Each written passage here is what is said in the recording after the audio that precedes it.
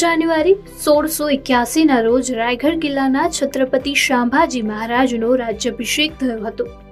આ દિવસ દર વર્ષે છત્રપતિ શાંભાજી રાજેનો રાજ્યાભિષેક દિવસ તરીકે ઉજવવામાં આવે છે।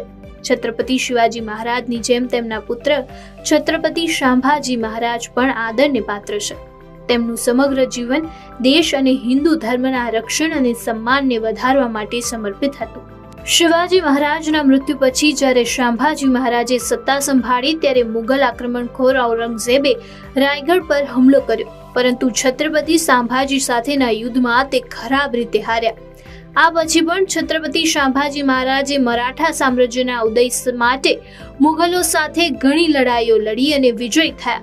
તેમના શાસનકાળ દરમિયાન શાંભાજી મહારાજે ગોવા, મૈસૂર અને પોર્ટુગીઝ સિવાય મુગલો સાથે ઘણી લડાઈઓ લડી।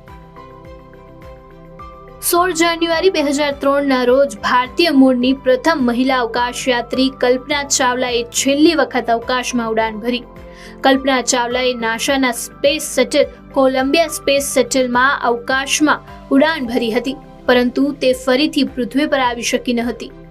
કલ્પના ચાવલાનું અવકાશ વાહન 1 ફેબ્રુઆરી 2003 રોજ પૃથ્વી પર પરત ફરતી વખતે ક્રેશ થયું।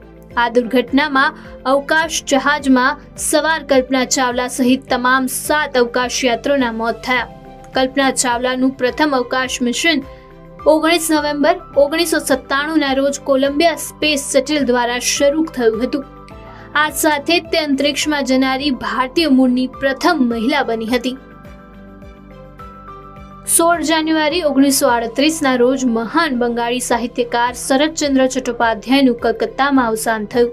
શરદચંદ્ર ચટ્ટોપાધ્યાયની મોટા ભાગની કૃતિઓ ગામડાના લોકોના જીવનશૈલી, કરુણતિકાઓ, સંઘર્ષ અને બંગાળમાં પ્રચલિત સમકાલીનના સામાયિક પ્રથાઓના પર આધારિત હતી।